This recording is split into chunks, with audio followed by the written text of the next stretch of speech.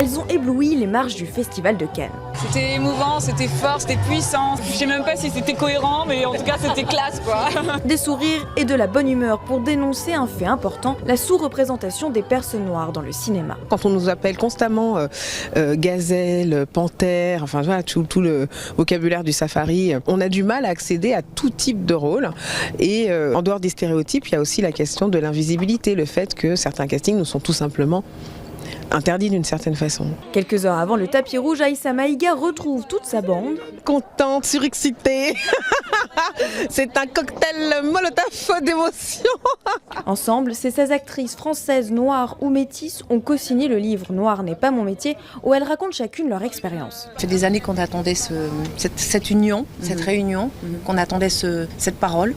Et je crois que ça a libéré les paroles de toutes parce que je pense que de façon isolée, on y pensait mais qu'on n'osait pas le dire. C'est une manière de dire on existe, on est là. Profitez de nous. On ne demande que ça. Et au directeur de casting, prenez des notes.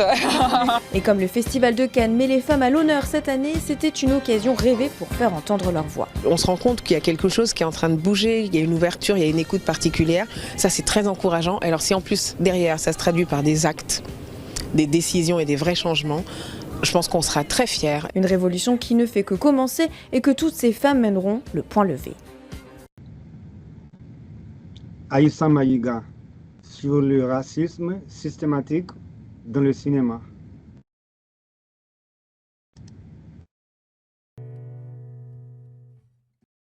Pour moi, la question, c'est de savoir dans quel pays je veux vivre demain. Enfin, dès aujourd'hui d'ailleurs, mais quel est le pays qu'on veut construire? Est-ce que c'est un pays qui méprise notre environnement, qui méprise la question environnementale? Est-ce que c'est un pays qui méprise les minorités? Est-ce que c'est un pays qui méprise l'orientation sexuelle parce que différente, le genre? Donc, la question de la diversité, pour moi, elle s'inscrit vraiment dans le projet de société global. Donc, c'est une question qui concerne tout le monde. Parce qu'en réalité, le racisme est un poison invisible, parfois indolore, inodore, et de temps en temps, il nous éclate à la figure. Et là, avec l'affaire George Floyd, le monde entier s'est rendu compte de ça. Quel est l'être humain qui ne s'est pas senti dégradé, qui ne s'est pas senti dévasté par le sort de cet homme écrasé sous le poids d'un policier en plein jour, à la vue de tous?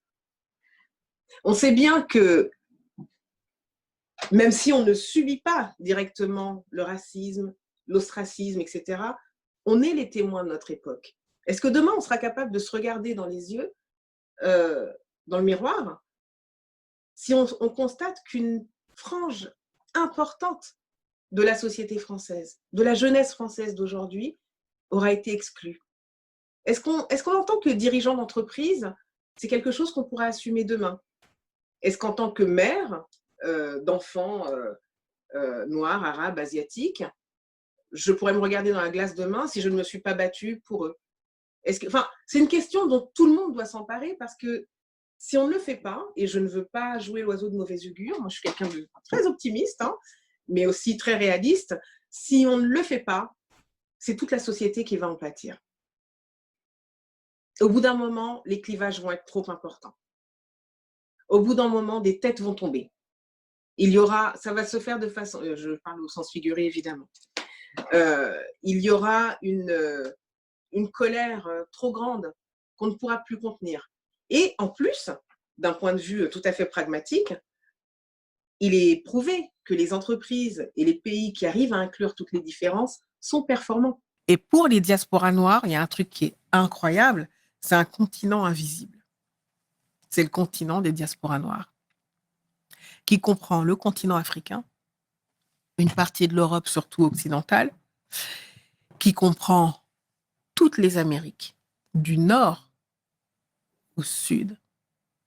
L'histoire tragique de la traite négrière, de l'esclavage transatlantique, a donné lieu à ce qu'un penseur anglais, dont le nom m'échappe tout de suite, a l'Atlantique noir. Black Atlantic. Ce qui fait que tu peux être à la fois africain, français ou européen, et appartenir à ce vaste monde des diasporas. Et quand tu embrasses une culture, une carrière dans le cinéma, en fait, tu peux t'inscrire dans plein de cinématographies. Évidemment, il y a les États-Unis parce qu'ils sont pionniers, ils sont au top, voilà. Et là-bas, il y a maintenant, notamment dans le cinéma indépendant, des gens qui ont envie de se connecter au continent africain, qui ont envie de se connecter aux Noirs européens. Je suis partie en Colombie récemment et j'ai rencontré des gens de l'industrie là-bas. Alors, c'est une industrie beaucoup plus petite qu'en France, mais il y a des gens qui font des choses. Et c'est des Afro-Colombiens qui sont hyper heureux de rencontrer d'autres Noirs qui viennent d'ailleurs. Il y a... je suis allée au Panama pour un tournage et je suis allée dans une ville qui s'appelle Colón. Et là, j'ai vu une partie de la culture du monde afro-panamien. Donc pourquoi se priver de tout ce potentiel extraordinaire dans un pays dans lequel on parle, on maîtrise autant de langues, dans un pays dans lequel on a autant de religions, donc de points de vue sur le monde, l'éthique, le réel et l'invisible?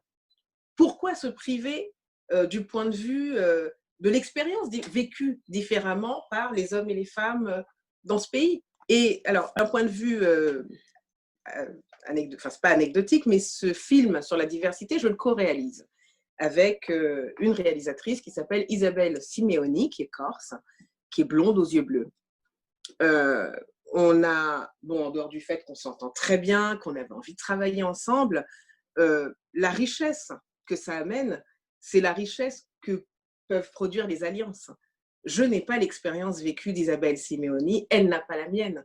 Pour autant, on regarde dans la même direction et il y a des choses qui tombent sous le sens pour moi que je suis obligée d'expliquer. Il faut que je prenne le temps de parfois construire ma pensée, la déconstruire pour mieux l'expliquer. Et c'est la même chose pour elle. Et je pense qu'en termes de représentation, d'affichage, de ce que ça raconte, d'arriver de dire nous parlons de la diversité ensemble, avec cette différence immédiatement visible de la couleur de la peau, c'est important. Parce qu'on ne peut pas laisser le soin aux minorités qui vivent le racisme, qui le subissent, qui doivent trouver des trésors d'inventivité, qui doivent parfois payer un psy pendant de nombreuses années. Parce que ce n'est pas une question elle n'est pas que dans les terres. L'inégalité, c'est quelque chose ça raconte le sang, l'eau, la vie, la sueur. On finit parfois par être impacté d'une façon extrêmement, vraiment dans l'intime. Et tout ça vient se télescoper avec notre histoire personnelle. Donc c'est, pour moi, très important qu'à tous les niveaux, il faut qu'on soit dans quelque chose de tout à fait holistique et qu'on puisse montrer et articuler la question à la fois de l'intime et du politique, parce qu'elles sont entremêlées.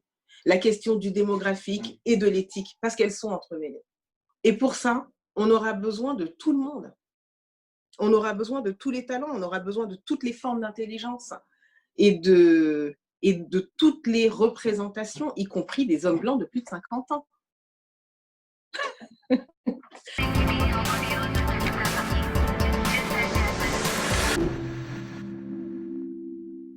On a survécu au blackface, on a survécu au rôle de terroriste, on a survécu à tous les rôles de filles hyper sexualisées.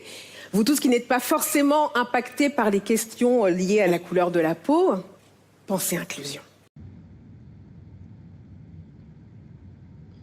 Les femmes, comme dans la nature, sont victimes de la domination masculine. Nous allons parler un peu de Aïssa Maïga avec le mouvement écoféminisme dans le cinéma.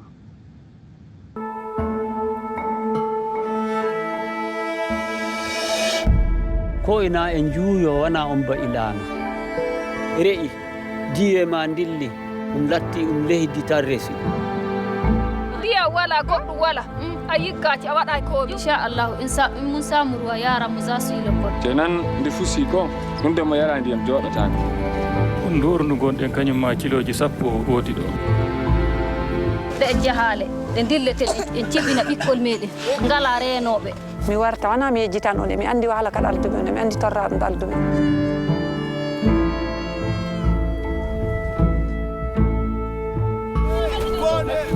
woni au-dessus de l'eau. Mais c'est tellement profond, c'est pour cela. Là, il faut un forage.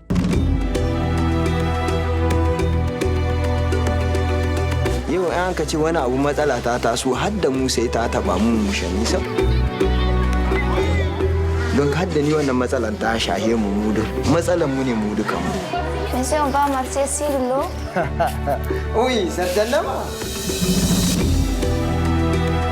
Je viens de la région du Nord, de Gao, qui est une région enclavée, désertique, enfin qui est vraiment sujette à la sécheresse. Pouvoir filmer ça, pouvoir montrer de l'intérieur comment la question de l'eau impacte la vie quotidienne, la scolarité, la santé, les relations familiales également, comment une cellule familiale peut voler en éclats lorsqu'il manque d'eau.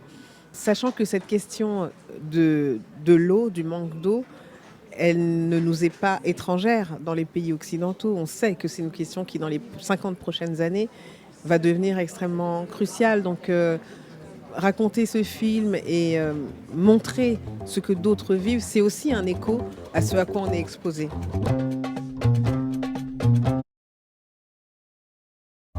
Réaliser des films sans, je pense au début, véritablement me l'avouer, ça me paraissait vraiment colossal et c'est pour le coup un autre métier. Et le fait de raconter des histoires en tant qu'actrice et maintenant en tant que réalisatrice, pour moi, c'est quelque chose qui vient compléter en fait une sorte de palette. Et ce film, il m'a été proposé par Yves Darondeau, un producteur, Bonne Pioche. Et au départ, honnêtement, je n'étais pas certaine de le faire parce que j'étais déjà sur la réalisation d'un autre film, Regard Noir. Et en fait, j'ai été conquise et happée par le sujet et par le lieu où l'histoire allait être filmée. Et pouvoir aborder la question du réchauffement climatique en relation avec le manque d'eau en Afrique de l'Ouest, en étant au plus près de la réalité, mais aussi pertinente sur le sujet. Moi, il m'est apparu évident que je n'allais pas faire un film didactique, avec des chiffres, des datas, une voix off, etc.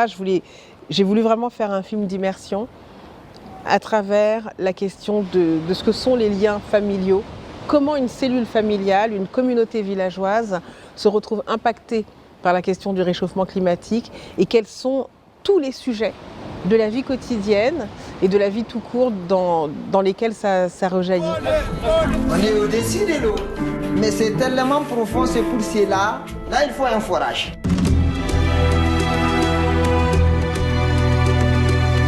Yau an ka ce wani abu matsala ta taso har da mu sai ta taba mu shanisa.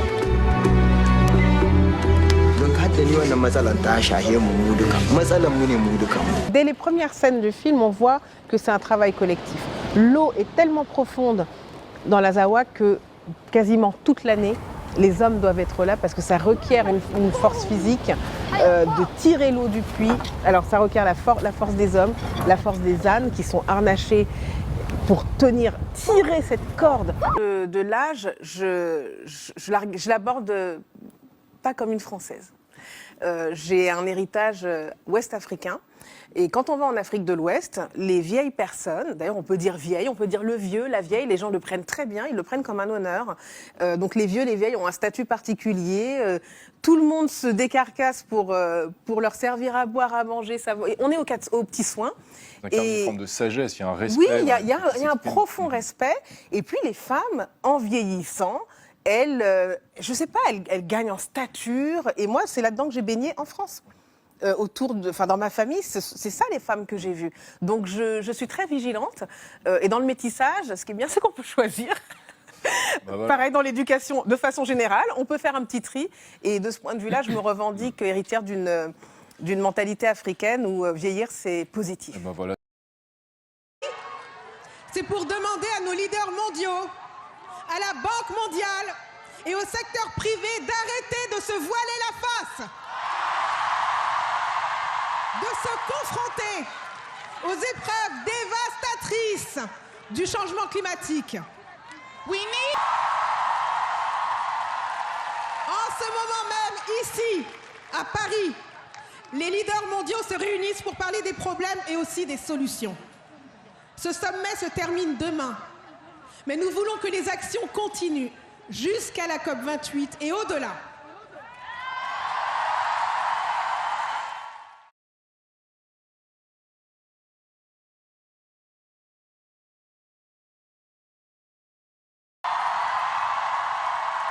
Une réforme en profondeur de la Banque mondiale pourrait débloquer